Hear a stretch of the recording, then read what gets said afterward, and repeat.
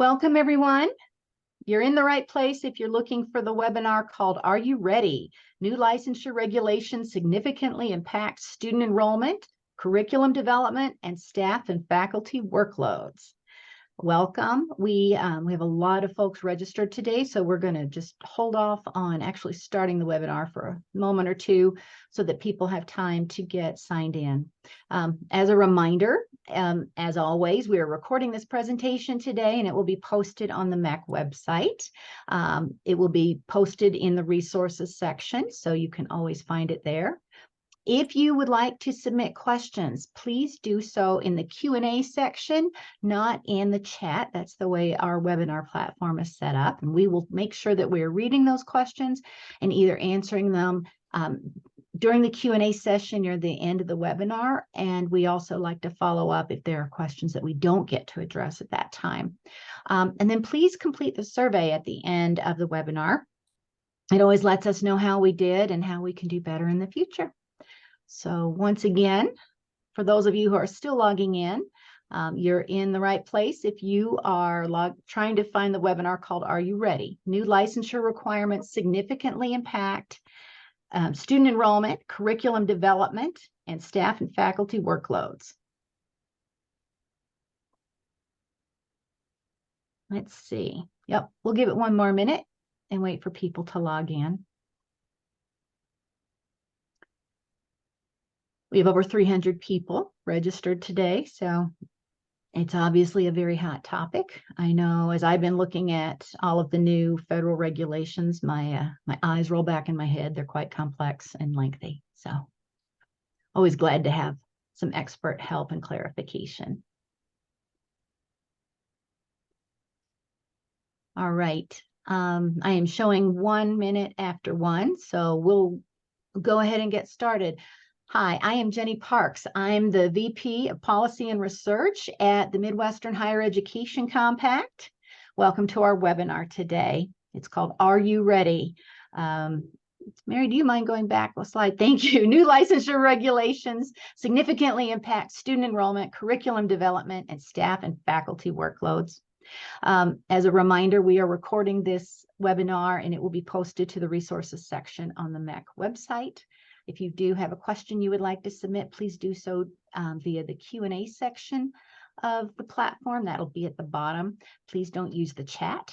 And then please complete the survey that we will be sending to you right after the webinar. Thank you. So, as I was saying, I work at MHEC, and one of the things I always have the pleasure of doing is working with HELP, Higher Education Learning Pros. And that's who we have today presenting our webinar.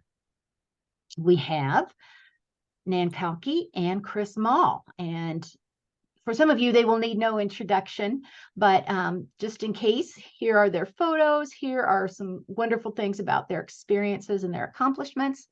And I will let them also say hello to each of you. Nan will be supporting us behind the scenes, as is my colleague, Mary Robertson and Sarah Appel. But today, the spotlight will be on Chris. So, would you like to say hello, Nan? Sure. Hello. Glad to be here. Glad to listen to Chris going through these requirements and be supportive in the background. Thanks, Jenny. You're welcome. All right. I'll turn it over to you, Chris. Thank you for being here and helping us with this. Yes, thank you so much, Jenny. Thanks, everyone, for sharing some time with us today to talk about this evolving new topic, which I know a lot of folks are interested in. And as a side note, I know some of you have already heard me present on this topic over the last month or so, and I do have new information today. I've been able to get some communication from a contact at Department of Education. So hang in there, because you may be hearing something brand new today, even if you've heard most of this already from me or others. So I'm going to jump right in, because I know we have an hour, and I'm sure that many of you are going to have some great questions. So do use the Q&A throughout the presentation, and then I will have time at the end to tackle what we can. And I do plan to do a written Q&A that will be available afterwards as well, in case we don't get to all of your great questions today. But here's what we will cover together in the next hour. First, I'm going to do a pretty deep dive into the new regulations from the Department of Education related to licensure. And I've got some examples to share from you where we'll kind of walk through how this is going to impact specific programs that institutions are offering. And then also some things to consider and think about to help you prepare for the July 1st date, which is the effective date of these new regulations. Just wanted to note right off the bat, while I am an attorney, this is not legal advice. Please consult with your own counsel around these new regulations, and in particular, before you start making decisions or implementing any changes to comply with these regulations. Also wanted to note, because these were just released at the very last day of October, they're pretty fresh, right? So pretty new. And as I mentioned, myself and others have been emailing with the department contact, Vanessa Gomez is her name, to try to get clarification on certain things. And she has been responsive and has been providing information. So things are evolving, right? We don't have definitive answers probably quite yet on anything, but we have a pretty good picture on a lot of things on how these are going to be implemented or should be implemented by institutions moving forward. You'll notice in my slide deck that there are sections that I have in red font, and I've done that to indicate that it's information that I have received from Ms. Gomez. So it's something that you would not find in the regulation itself or even in the preamble, that commentary that the department releases with the regulations. So I wanted to make that clear that, you know, it's something that I've been able to communicate directly from Ms. Gomez. So you'll see that on the slides. And just quick final first note here, I encourage any one of you to reach out to Ms. Gomez via email or phone with your questions. Again, she has been pretty responsive, and I know has been providing myself and others with additional information and clarification on these. All right, so let's dig in here. The final regulations were released at the end of October, as I mentioned, and they are effective July 1st of 2024. I wanted to start out with some key terms or definitions, just to make sure we're kind of all on the same page as I'm starting to talk through the new regulations themselves. So the first one is licensure.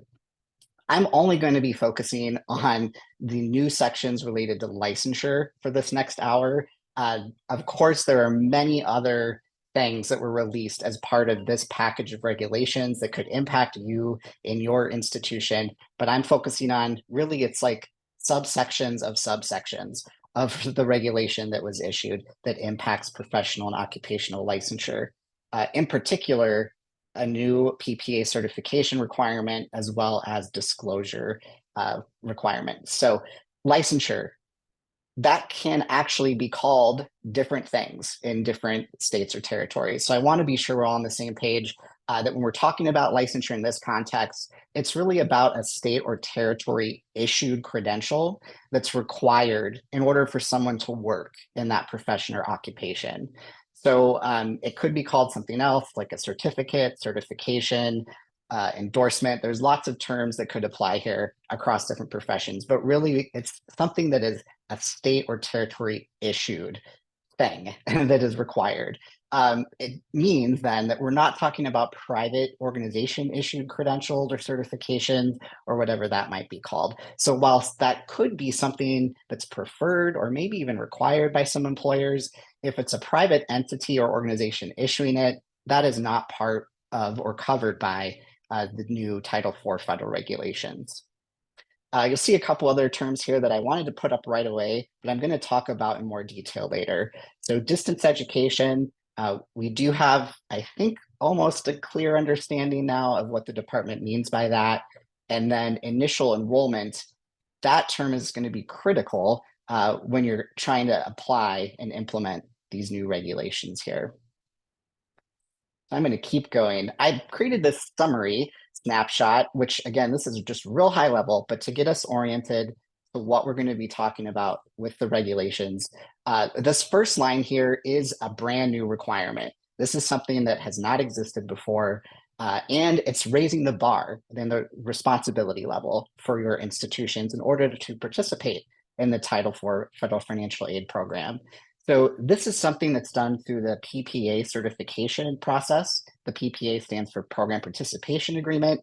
which is a master agreement to participate in Title IV. So Department of Ed has added a brand new requirement to the PPA where your institution will have to attest that any of your programs related to licensure, again, could be one of those other terms, that it meets the educational requirements wherever your institution is located, as well as where your prospective students are located at the time of initial enrollment. And again, I'll get into details on this because there's some nuance here. But the bottom line is, starting July 1, 2024, you will not be able to enroll students from any location where your program does not meet the educational requirements, or if you haven't determined yet. So you're going to have to be making these affirmative determinations that, yes, our licensure-related program meets the educational requirements where our institution is located and where our prospective students are located.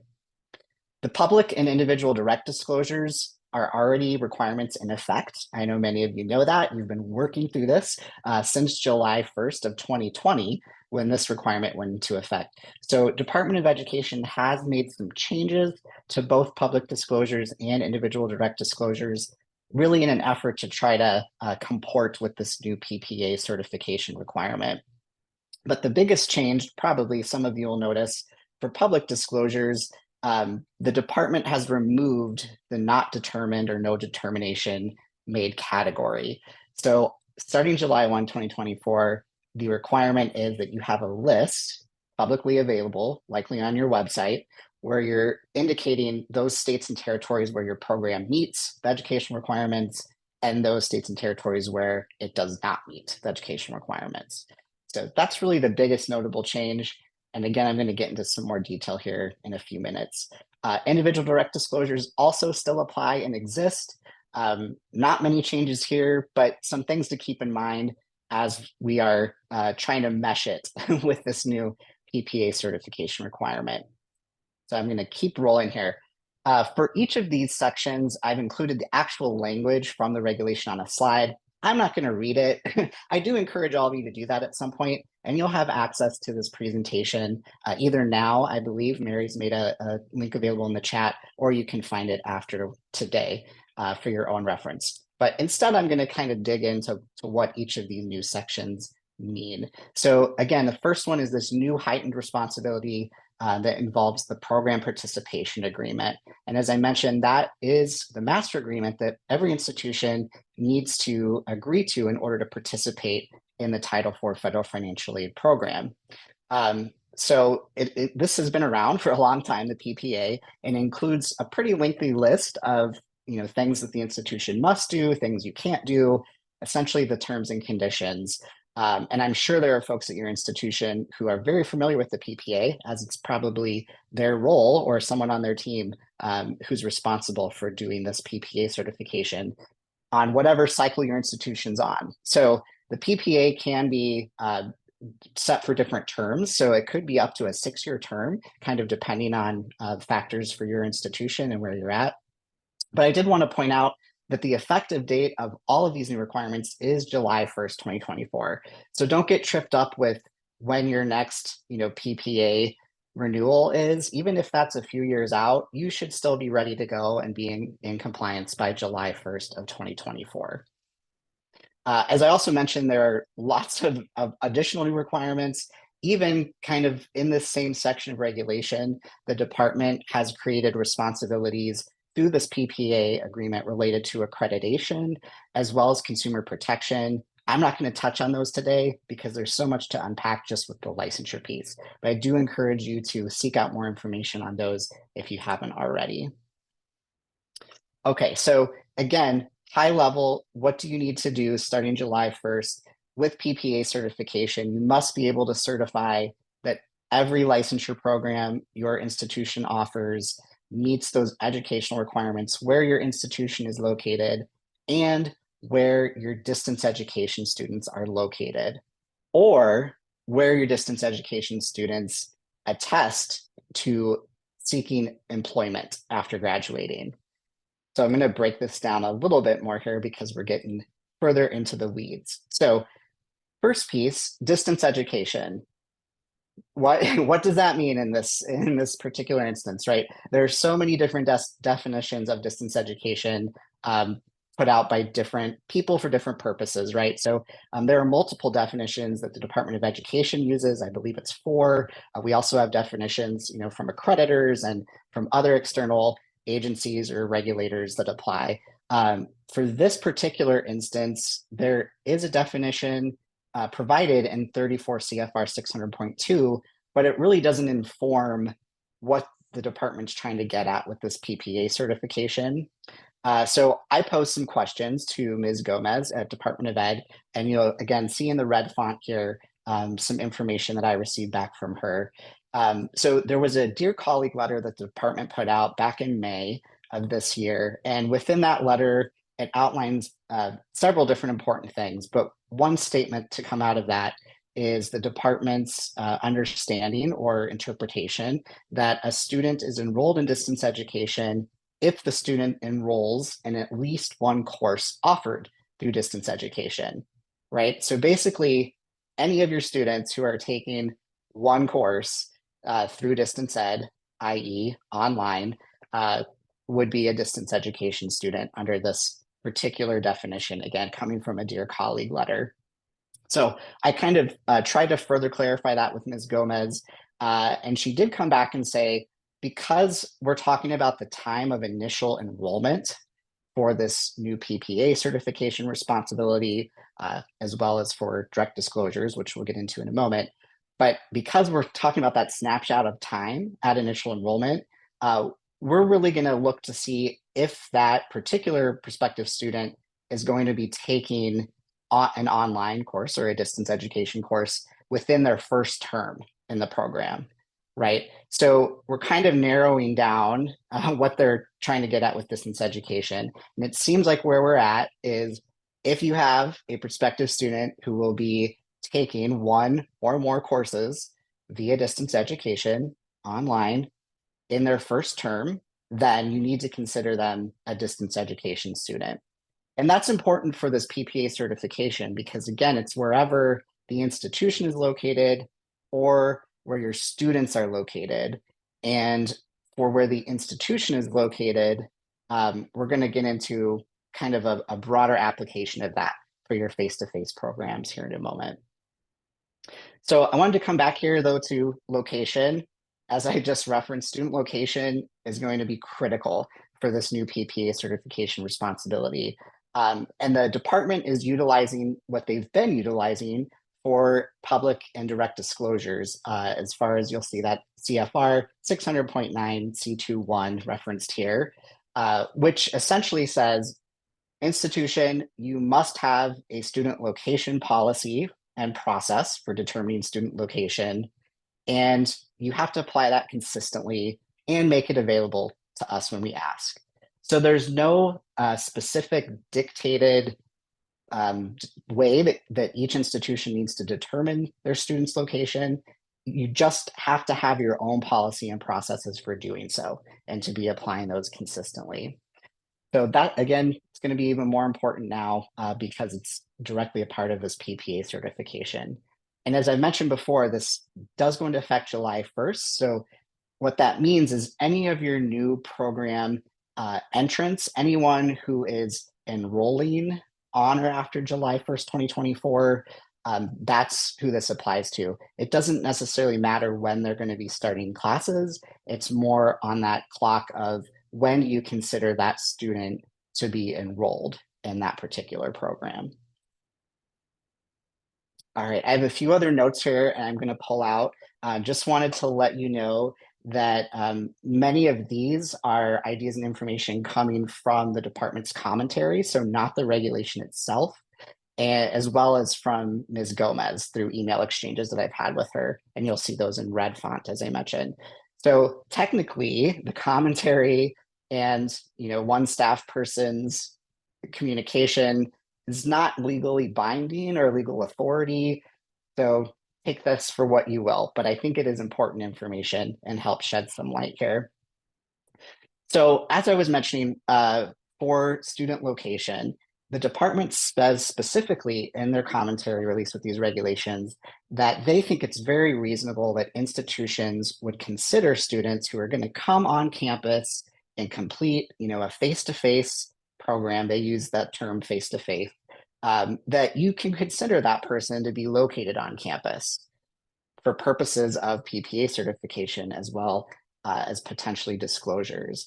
So what that means practically is if you have, students that you're attracting to your traditional on-campus programs, and they're going to be relocating from wherever they live, finishing high school, whatever, doing whatever they are in life, they're relocating to your campus for the program, you can really consider them to already be located on your campus for purposes of this. So it really narrows that responsibility. If you only have to worry about meeting your institution's location, your campus location's educational requirements for licensure versus any of the myriad of states where you may attract, prospective students from. So this is, again, for face-to-face traditional on-campus. And remember, because we have this distance education definition that includes one course online or via distance ed, if you have any of those students who are going to be coming on campus, but they're going to be taking an online or distance education course, part of their first term, then you probably should treat them as if they're located wherever they're coming from. So I can unpack that a little bit more, but just wanted to point that out. It is a kind of shift in thinking in light of this new information that Ms. Gomez has provided about enrolling in that distance or online course during the first term. Okay, another very important point is, again, this is all of a snapshot in time. So the department's concerned about that time of initial enrollment of that prospective student into the program. So what this practically means is if the student later moves to a different state or territory that does not meet the educational requirements for licensure, that student can stay enrolled in your program. They would stay eligible for Title IV, and your program would still be Title IV eligible. There's not going to be a negative consequence for that particular student or even for your program if you have a student who moves after enrolling. So that, I think, is a positive that the department recognized. Yes, that happens, right? Students can move throughout their time in program. So helpful to keep in mind there. Kind of the opposite side of that same coin is if you have a program that becomes a does not meet for some reason, like the state or territory changes its educational requirements, or maybe something changes with your program and you had a specialized accreditation, but you no longer qualify, or you make some changes to your curriculum, now your program no longer meets the requirements in the state. You would have to stop taking new enrollments for that state or territory, or very quickly figure out and come into compliance to meet those educational requirements. So again, current students would not be penalized. You would not have to kick out students who are in your program that are located in that now does not meet state, but it would impact future enrollments unless you're able to meet whatever those new requirements are. Another interesting thing that we see from the commentary from Department of Education is related to licensure compacts and reciprocity agreements. So in the commentary, the department gives a very specific example related to teacher licensing and how, again, they think it would be reasonable for an institution to factor this in when they're determining if their programs meet education requirements. So the scenario they provide is around teacher license, how someone may be able to earn a provisional license, even if they have a deficit in a course or two that's very specific to a state, and they'd be able to then complete that specific course or two at some point in the future and qualify for that full teacher license. So I asked Ms. Gomez some follow-up questions about this as well. You'll see some responses from her here in red font. So she did make it clear that they are talking about situations where someone who graduates from a program would basically be able to qualify right away for that other state or territory's license. So meaning that it can't be predicated on a number of years of experience or something else that they would need to do while licensed in that other state or territory in order to qualify.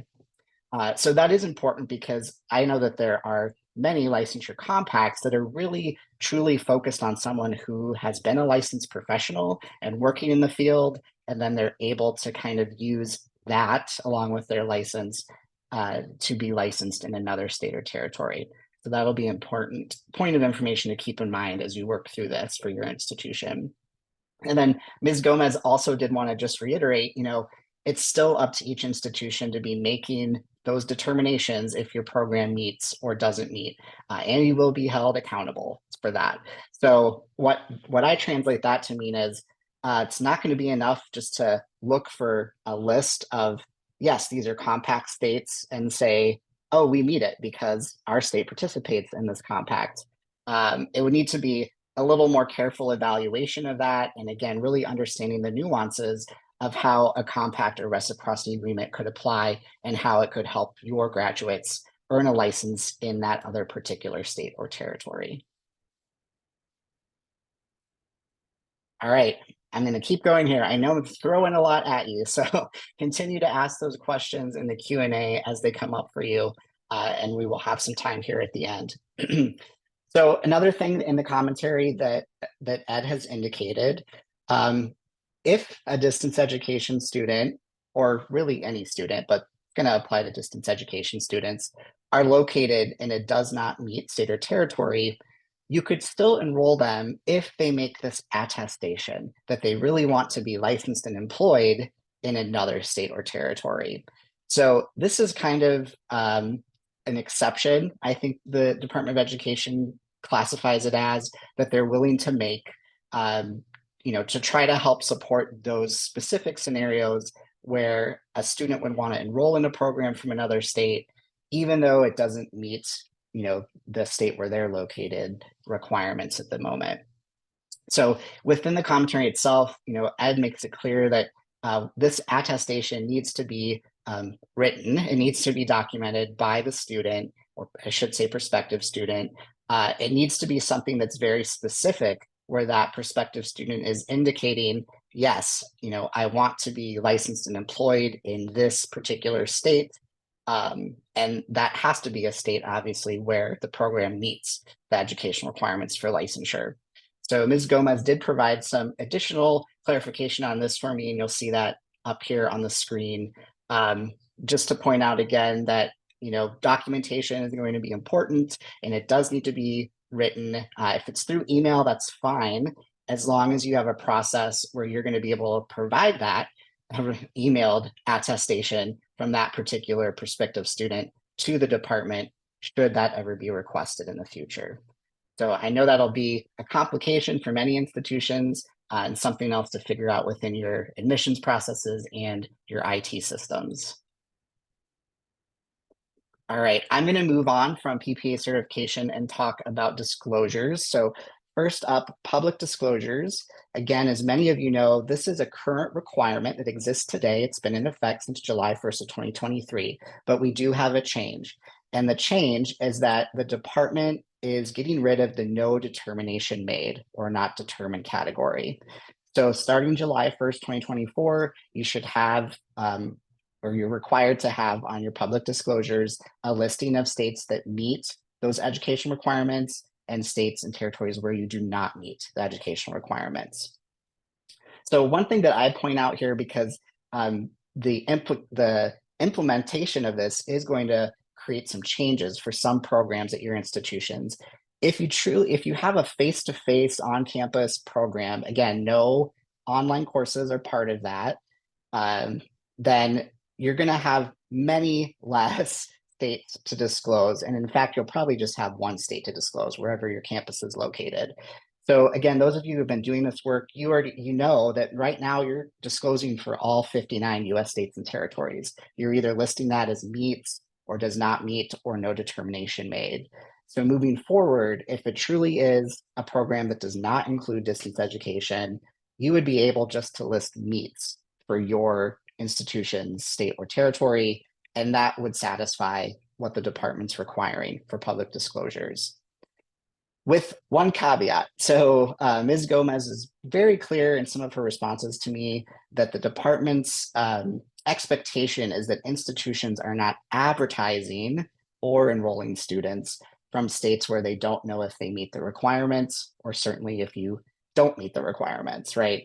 So this advertising piece kind of muddies it a little bit when I think practically about what information institutions put out on your website, for example, and kind of how you have different things set up with maybe an aggregator marketing website, or even just through Google search terms, things that your IT team is helping to do to market your programs. This advertising piece could be important. So again, new information from the department, and just wanted to point that out today, that advertising could be more key than it has been with licensure disclosures in the past. Okay, direct disclosures.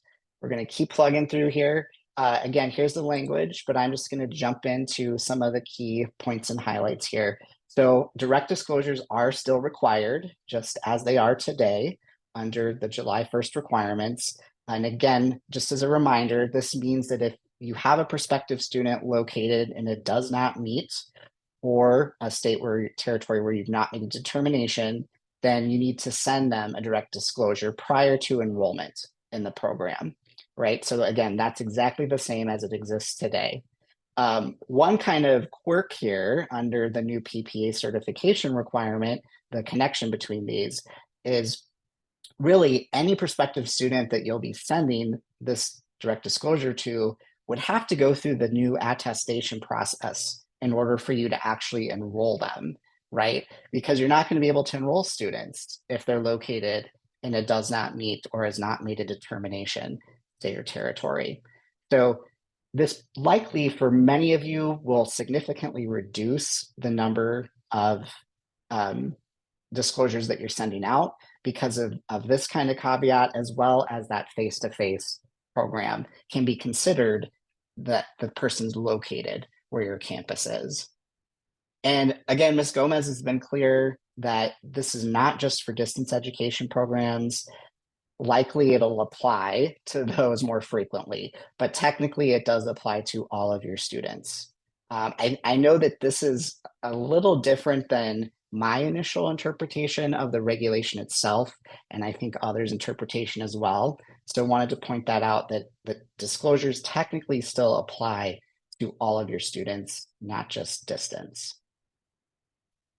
And then for current students under direct disclosures, again, primary requirement here is exactly the same as what exists today under the July 1st, 2020 regulation. If the student moves or relocates and they're now and it does not meet state or territory, or again, if something changes with your program and you no longer meet requirements so that you have students that are in this does not meet state or territory, you need to send them a direct disclosure notification within 14 calendar days of the institution becoming aware of that. So again, you've got a couple factors here. The student could be moving, or something changes with your program or with the state's requirements, and now you have students who are located and it does not meet. As I mentioned before, these students would not lose access to Title IV. Your program can, continue to be eligible for Title IV potentially. It's going to come down to if it's about them moving or if it's about the state changing its requirements, whether or not you have to make some changes to your program. And again, this does apply to all students, not just distance. So if you have those in-person, face-to-face, on-campus students who were to change locations to it does not meet, you would need to send them this direct disclosure as well. All right, I'm going to walk through some specific examples now. These are just scenarios that I put together on institutions that are offering different types of licensure-related degree programs and what would happen. So the first one is for Kansas. Let's just say they're offering a Bachelor of Science in Nursing program. It leads to a registered nurse license. This is a traditional face-to-face on-campus program. There are no online courses available, not even as an option for these students, and all of their clinicals have to be completed in Kansas, of course. So this is one of the more straightforward, I think, examples, but just thinking through this, for PPA certification, this institution could really treat, excuse me, hold on one second. That's what happens when you have to talk, right, for 30 minutes. All right. This institution could treat any prospective student as being located in Kansas because, again, the department, through their commentary, has indicated if we're talking about a in-person, on-campus, face-to-face program, you can treat those prospective students as being located on your campus for these purposes.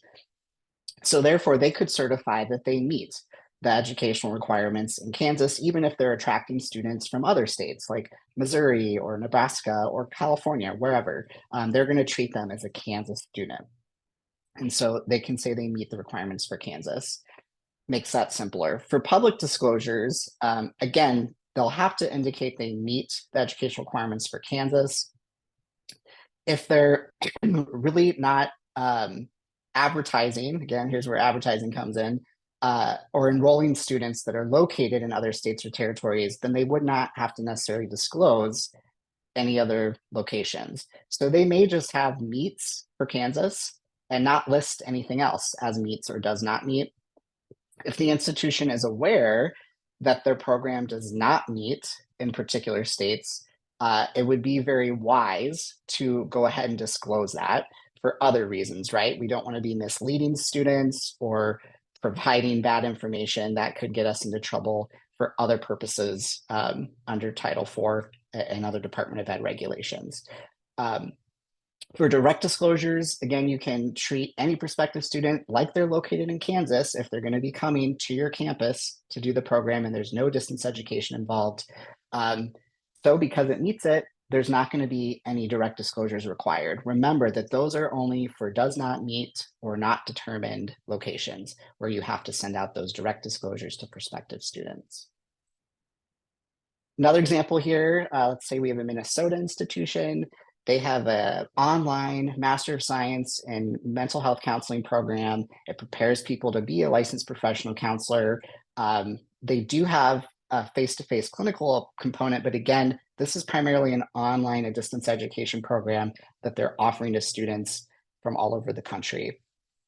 And those students can complete those required clinicals wherever they're located. So for the PPA certification, this is going to be more complicated than the first example. They will need to be able to say they meet the requirements in Minnesota, which likely they can, all right? Most institutions, you know that you meet your state's requirements already, but they'll also be able to need to be able to say that they meet the requirements in any state where a prospective student is located. And if they can't say they meet it, so if they either don't know or they know that they don't meet it, they're going to have to limit enrollments for those states and territories. So this example, there could be a potential enrollment impact for this program if they can't definitively say, yes, we meet those education requirements in other states. Public disclosures, again, Department of Ed is going to be looking for a listing of states and territories where you meet, states and territories where you do not meet. And this needs to be obviously for Minnesota, and then again, any other state or territory where the prospective students are located. My thinking through this, if this is a program that's being advertised to potential students from all over the country, and maybe even beyond, they're going to need to have disclosures up really for all 59 states and territories, like is required for today. And then the big difference would be that no determination made is gone starting July 1st, right? So this particular institution would need to disclose meets or does not meet for all 59 of those states and territories. And then direct disclosures, if they have any prospective students located in a does not meet or not determined location, then they would need to send the direct disclosure. And as I mentioned before, practically, that's going to mean that particular prospective student would need to go through that attestation process and be able to identify that one state where they do want to be licensed and employed after graduating, that meet, where the program can say they meet the education requirements, that would all need to be documented and retained, and then that prospective student could be enrolled in the program. I've got a couple more examples here. I want to keep plugging away though. So let me do this one for Illinois. Let's say we have a Master of Arts in Teaching program in special ed. It does lead to an Illinois license. It's been approved for that. They have online and hybrid options for this program, but the student teaching has to be done in Illinois by any student. So under this scenario, again, they'd have to meet the requirements in Illinois where the institution is located, and they would have to meet the educational requirements wherever any of those hybrid prospective students are located. And again, the trigger here for distance education is if they're taking one or more online courses during the first term. And this is according to information provided by Ms. Gomez, the contact. So you could have some hybrid students who wouldn't be taking an online course first term, or maybe you have all of them are taking an online course first term, something that the institution would have to figure out, which would be a critical point of information here. But they would have to limit enrollments for any of those does not meet state or territories, just like we've seen in the other examples I've provided. As far as public disclosures, again, that listing of meets or does not meet, and that's going to need to include Illinois and any state or territory where those hybrid prospective students are located.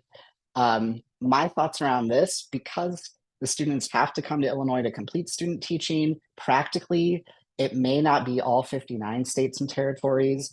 If you're really just advertising the program at a more of a regional approach because of that, that could kind of limit where you absolutely have to have meets or does not meet indicated to satisfy that public disclosure. For direct disclosures, this again, any prospective student who's in a does not meet or a not determined state or territory needs to receive those direct disclosures prior to enrollment. And as in the last example, if you're sending this out to a prospective student, that likely means, I think all the time, in my mind at least, that you're going to need them to go through that attestation process in order to actually enroll them. So those two, the direct disclosure and the attestation, are going to be very closely connected moving forward under these new requirements. And then the last example I had is for Ohio. I just threw this one up there because I know it comes up quite a bit, questions about accounting type programs. Technically, there are very few accounting programs that meet any state's requirements for licensure. And that's because states require 150 semester credits to qualify for the license. Now, people can sit for the exams with fewer credits in many states, but to actually be qualified for the license, you need 150 semester credits. So if you apply the PPA certification requirement to this, you would have to say the program does not meet education requirements for any state, including Ohio, which the result would then be restricting enrollments for your program across the board, essentially closing the program. I don't think Department of Education's intention is to completely shut down accounting programs. So my thinking on this is to really take a close look at how you're marketing and advertising these types of programs, in particular your undergraduate programs related to accounting, and making sure that it's not being talked about as, yes, this will lead you to become a CPA. So if you can carefully craft how you're advertising the program so it's clear that this could help you eventually meet those requirements, and treat it more as like a pre-licensure type program for these purposes, then I think you would be okay with removing it from your list of licensure programs, which would mean no disclosures, no PPA certification required. So this one's a bit tricky, but again, I really don't think the Department of Education means to completely shut down all of the accounting programs at the undergraduate level. Unintended consequences, right? Okay, so how to prepare for July 1st. I've got a few slides here and then we'll get to some questions. First off, confirm your list of licensure-related programs. So that example I just gave for accounting is a good one. Really sit down and think through okay, if I'm applying the new PPA certification requirement, as well as the public and direct disclosures, how does that fit in for this program? How does this match up for this program? And keep in mind that idea that if it's designed to lead to a license or advertised as leading to a license, those are some key points that you'll want to keep in mind when you're evaluating that list. I think the next most important thing, once you have your list reevaluated and finalized, is to know where your current students are located, as well as your prospective students, especially if you have anyone that's kind of at the beginning of your admission process right now. You need to know where they're located, right? Because that's going to dictate where you have to be able to say you meet right away by July 1st. So knowing where those current students are, where prospective students are, is going to help you build that list of where you need to make those meets determinations if you haven't already. Once you have that information, I think the next most important thing is to actually do the research and make these determinations. This is very time consuming and can be complicated work to do. So in order to know if a program meets a state's educational requirements, of course, you first need to know what those educational requirements are. And they can and do vary from state to state because, of course, states have jurisdiction and full legal authority over licensing within their state. So you have to compile that research, look and dig into what's required for that particular state or territory for that profession, that license type. And then an institution needs to compare your specific program. So even though we see some correlation between specialized accreditation and licensure, really you cannot just fully rely on specialized accreditation because in virtually all instances, there could be some nuances for individual states within those professions. So it is important to know the exact requirements for each state and territory. And in order to do those comparisons, I just wanted to point out that it's critical that the subject matter experts of the curriculum are involved, right? So that's going to be your program directors or key faculty members, those people who are helping develop the curriculum, those people who are intimately familiar with the curriculum will have to be involved in this work. All right, so once you've gotten through making those determinations, if your program meets or not, and really at the same time, honestly, there's a few other things to keep in mind. So updating or confirming your current student location policy and processes, as I mentioned, that's really even more critical now than it has been under the disclosure requirements, that you need to have a solid policy in place and processes to support it and have all of that well documented and reviewed and updated on a regular basis. Also would be helpful to have a master calendar, if you will. So each of you, I'm sure, have more than one licensure program at your institution. You're going to have more than one program director involved. You're going to have other people involved on the team helping to support this work. So having a calendar where you're making a regular review, hopefully on an annual basis, or at least some regular basis that you've got documented, when you will be looking at each of those states' requirements again and doing those program curriculum comparisons to know if your program continues to meet those requirements. And then documentation is so important, as you all know, with most of these issues, making sure that you have some place where you're saving all of this information that's helping to make those meets determinations, as well as other documentation. Ms. Gomez did mention in some of her responses to me, with the attestations in particular, the department would expect that institutions could produce that attestation from an individual student, should they ever ask. So that means having the right kind of processes and probably IT support to be able to retain those direct disclosures that are sent out and other documentation that are sent out to individual students. A little more specifically on location policy, here are some things to keep in mind as you're doing that review and maybe refresh of it. And then people to include. I think I've already mentioned all of these, right? But financial aid folks, again, they've been working on the PPA for years and they know how that process works. So make sure that they understand this new licensure requirement that's going to be implemented come July 1st. Academic leaders, I know everyone is stretched so thin with lots of priorities on a daily basis, but it's going to be critical that leaders provide the right kind of support so that those subject matter experts like your program directors or faculty or curriculum folks, that they have the bandwidth to be able to do these comparisons that will be required for many license types for many states. Include those subject matter experts in your process, right? So they're going to have to be fitting this work in on top of everything else they're already doing now. I know it's a lot to ask, but unfortunately, again, it must be done. You have to be able to say we meet the educational requirements in order to continue enrolling students from that location. And then your IT department, as I mentioned, documentation, other things that you're going to want to probably have automated if you can around disclosures and maybe parts of the attestation. You're going to need some support from IT for sure.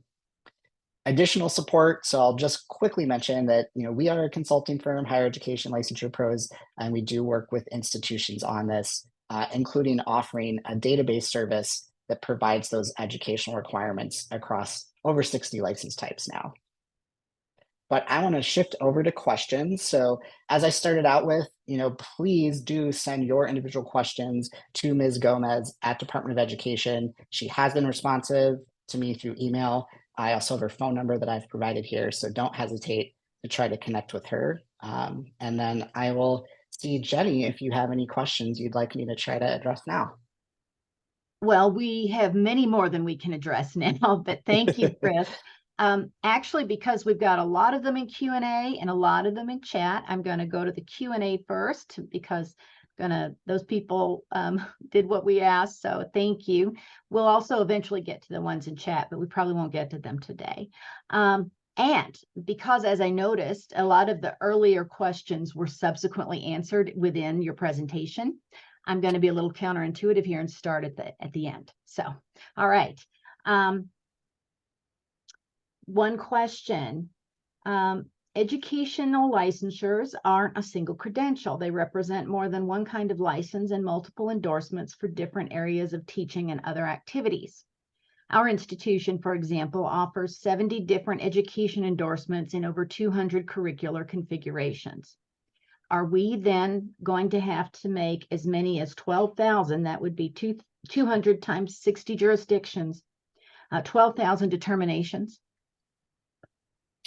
Well, I'd say first consideration is this a distance education program, or I should rephrase that, are these students distance education students, right? Mm-hmm. If the answer is no, then again, you can consider all of your prospective students to be located wherever your campus is. So that would reduce it down to one state and it's yours. And I'm sure you already have program approvals for those teacher preparation programs. So that's kind of the first consideration. If you do have distance education students in these programs, then you would have to make that determination wherever that prospective student is located. So that example I gave for Illinois, right? Like maybe it's more regional because you may not really be enrolling students from all across the country.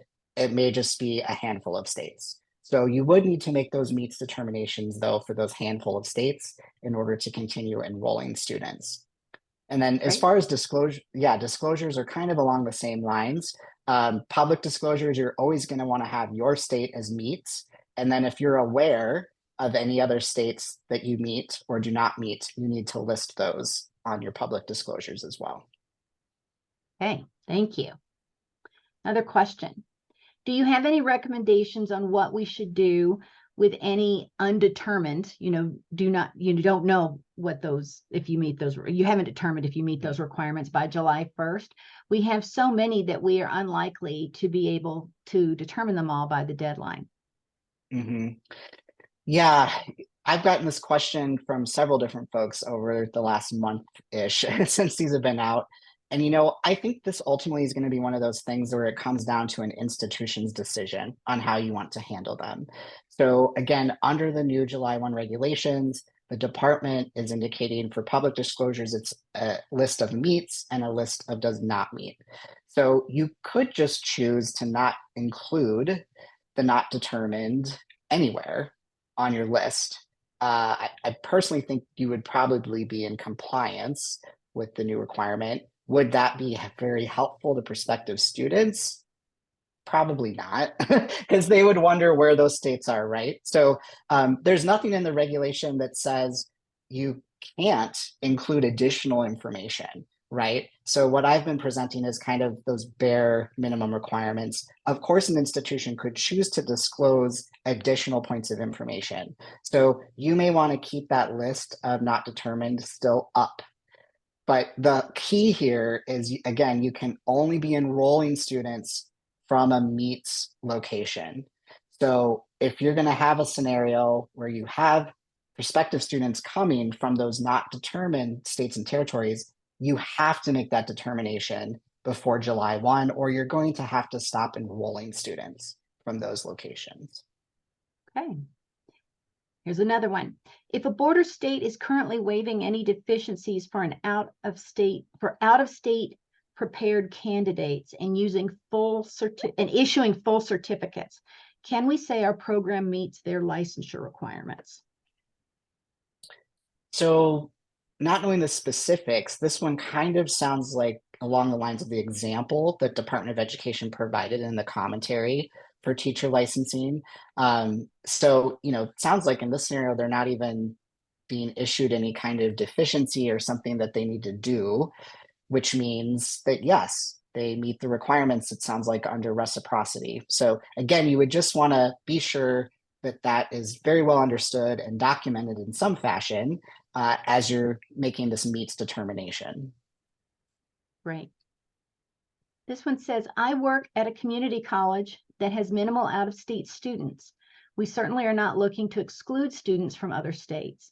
But is there anything that would stop us from saying, quote, does not meet for the states we used to clarify as undetermined? Essentially, if we have programs that do not have out-of-state students and historically have not, but they do use online distance learning as a modality, would it be wrong to say it does not meet, even if there is a possibility it does meet? Yeah, this is a tough one too, that again, like most all of this, right? It ultimately will be a decision for the institution on how you want to handle this. I guess in my mind, it seems like it's fairly low risk to say that you do not meet something when in fact maybe you could, right? Versus the flip side, right? You don't want to say you meet it if you really don't have any idea. So that could be an option. But as I mentioned earlier, again, for those does not meets, you could potentially leave them off of your public disclosures altogether, and that would seem to satisfy the new regulations starting July 1. Okay. Many of our programs do require students to be located here for on-campus courses, but they may be able to take one distance class in their first term while being physically located in our state anyway. Does that change anything, since they would be taking a class via distance, but would still be physically located in our state while taking that class? Yes, that's a great question. So I know typically distance education is about education across state lines, right? All of you who work on SARA related issues, that's always the focus, is what are those activities happening across state lines. I would say I'm not sure. This is one point of clarification that I want to try to get from Ms. Gomez, and again, encourage you to try to also seek out an answer to this. It seems to me that if they're going to be located within your state, that it probably they would be treated as if they're located on your campus, right? I mean, because they're still located in the same state, but I don't know that that's true, given the information available in the preamble and what Ms. Gomez has provided to me, at least so far. So I think that's an open question, and I encourage you to ask it. Right, and I think we can do one last questions. Well, here we go. Does the term first term indicate first time ever attendance, or first term post high school graduation, or something else? Yes. I think, again, this is obviously could use some clarification from Department of Ed, but I think the idea behind this is that first term that they are actually enrolled in the licensure preparation program, whatever that is, right? So I know there could be scenarios where someone's enrolled at the institution already because they've been taking courses while they're in high school, or they start out with as an undeclared major or something like that. There's lots of scenarios where you could have someone who's already been in your institution for a term or longer. But once they are enrolling in that licensure related program, it's almost like a new clock starts. And so that first term of their licensure program, if they're going to be taking a distance education course, you should consider them to be a distance education student for these purposes. All right. Well, thank you. There are a lot of questions here, but you guys are always great about those written follow-ups, and those would go out to everyone registered for the webinar. So thank you, Chris and Nan, Mary and Sarah. Thank you all for being here. We clearly need to do more programming of this sort, and MHEC will make sure we do so. So keep an eye out for that. Thank you, everyone. Thanks. Bye-bye. Okay.